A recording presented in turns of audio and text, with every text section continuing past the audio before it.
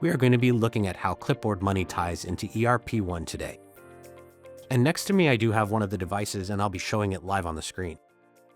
So you'll be seeing what a portable device for taking credit card payments, for example, when you're in the business, or even, for example, deliveries. So it can be very portable. Okay, so we're starting in sales order processing in One.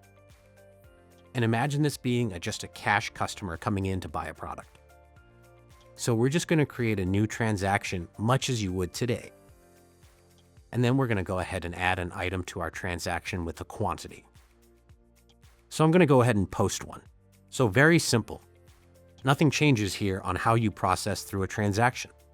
So when we go ahead and complete this transaction, so we're going to go ahead and process this down towards the lower left, or normally you would take a cash. But there is another option where we can switch it to option P, and that's going to be for Klipboard Money. So that's going to push it over to a payment terminal. So it's going to pop up to confirm this. And of course, we can do this with non-payment customers. We'll talk about tokenizing and storing cards on file, and talk about that in a little bit. But here is where we can simply just go ahead and say, okay, punch that over to the payment terminal. And then we can go ahead and use the credit card to process the payment. Okay, so now I'm going to bring up my camera over here so you can see what the terminal looks like. Okay.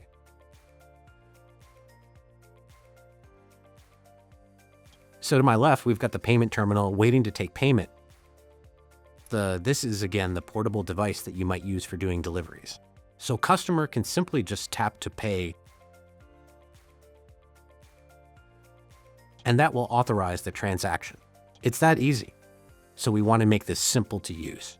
And then back in sales order processing. If we go back to where we were, we'll notice that we now have a reference number that punches through.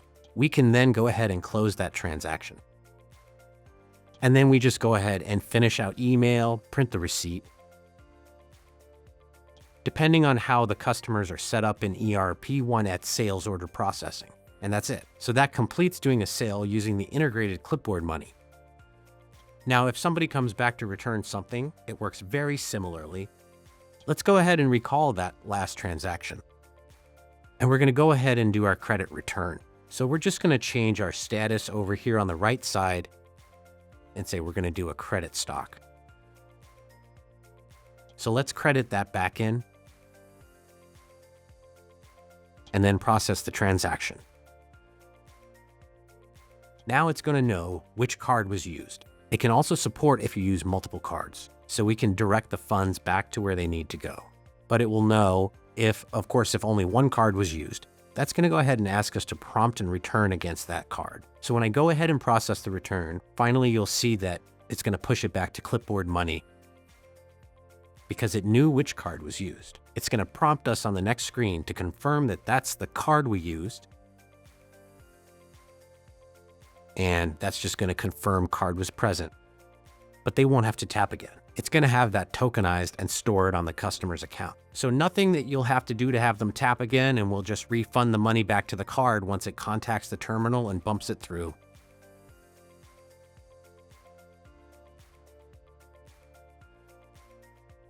Okay, so you can see that the payment has gone through. We've got another reference number. In this case, this is a credit back to the card. So we can just okay that and we'll just confirm this and we're done. So now we go ahead and again, email, print, or both, depending on how the customer is set up. The confirmation of this credit and this return. But that's it. That's simply doing a credit card transaction for a walk-in customer, as well as doing a return, all using an actual card present. Now, what if the customer is not there and they want to just use a stored card, for example? And they don't necessarily always have their card on present with them. So let's do a different transaction. And we're going to go ahead and create another sales order. And I'm going to use a customer on file. Normally, of course, this customer perhaps would be pushing this transaction to their line of credit. So what we're doing here is we're going to options, and we're just going to go ahead and change this to be, so instead of this being a credit account, we're going to go ahead and make that a cash payment. That's it. So what's going to happen is it's now going to know that we have a store credit card on file, so that then we can go ahead and use that when we go to tender this out after posting an item. So I've now added an item to the transaction. We can go ahead again, just like we showed before, and change the type to Klipboard Money. But now you'll notice there's a pop-up that appears showing this stored credit card, and we'll talk about how that gets there in just a moment and how it's tokenized.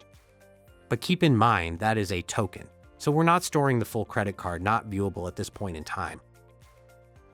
And of course, you can store multiple cards as need be as well.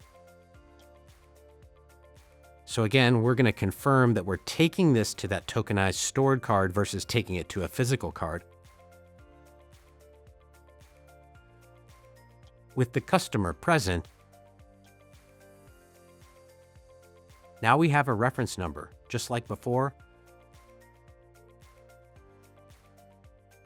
And then we just OK to process off the final transaction to this stored credit card.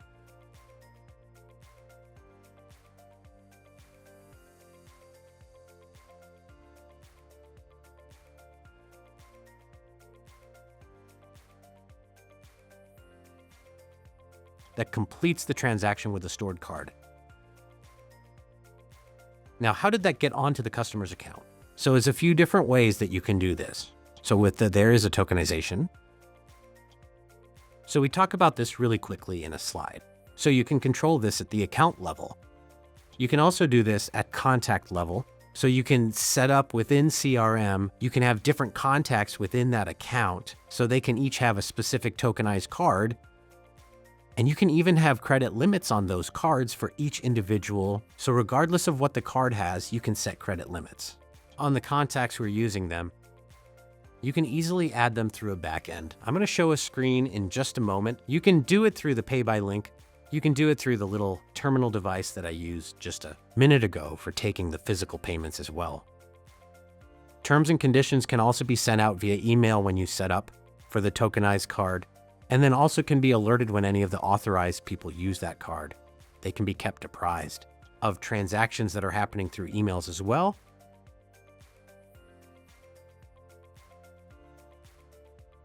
So what that looks like in terms of the stored cards, those go into a separate viewer that we created.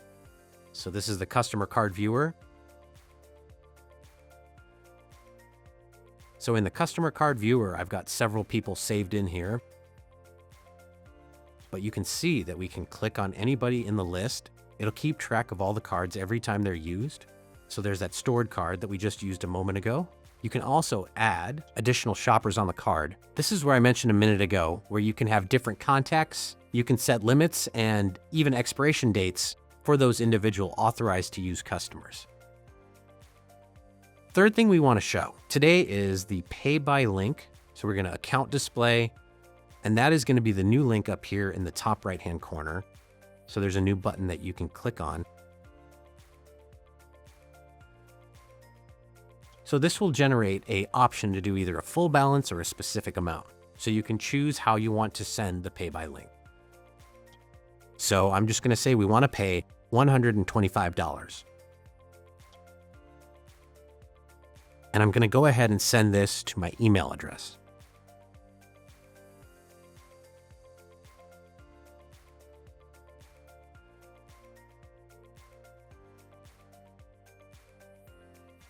Now there's templates that are set up. You can customize what information. This will show you all the HTML coding.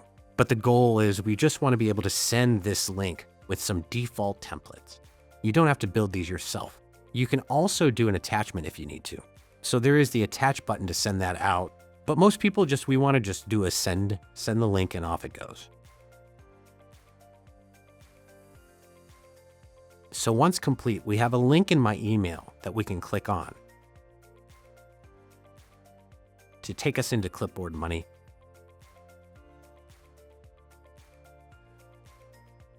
Now you can of course use Google Chrome to store your card information, so you're not having to type all this information all the time. And then you can just simply pay down at the bottom.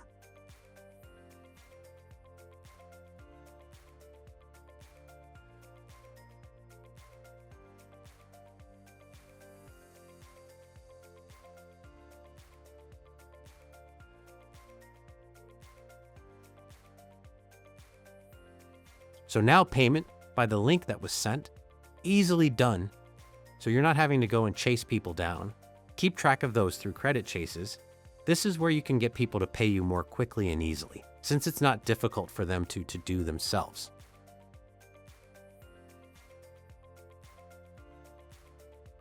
So the last thing we want to show is also in Web Builder. So in Web Builder, not only can you, of course, buy a product online and then pay for it with Klipboard Money, but also you can make payments on account here as well. So I've gone to Klipboard Money, and you can sign on to your account.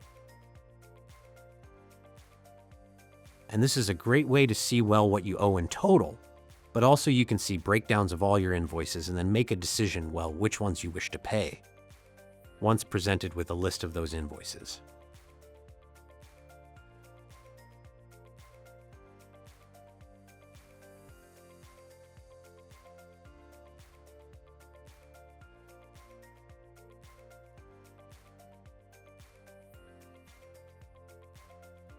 So we're going to click into my account to get to the list of invoices. Now you'll notice the total amount due is here at the top. But if we want to see the breakdown as well as payments that have been made, you'll see those down below. So anybody can just go in and select an individual invoice they wish to pay. They don't have to choose that whole amount. So you can just go ahead and select that.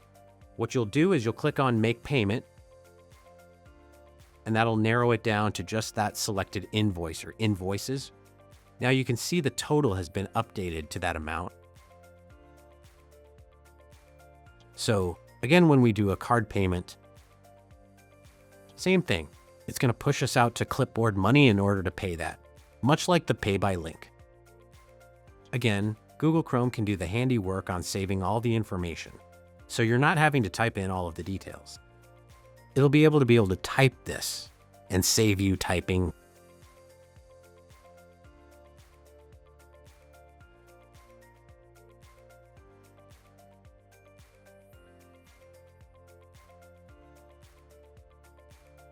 And that's it. We now submit the payment link, and then I'll push through and complete the payment, sending the customer confirmation. And that will also get posted back to the customer's account, back in the one under their payments tab. So that's a complete look of all the different ways that we can use Klipboard Money, from credit cards in store, using a store credit card, and as well as being able to tokenize those cards, and then show how you can also make payments online using Klipboard Money.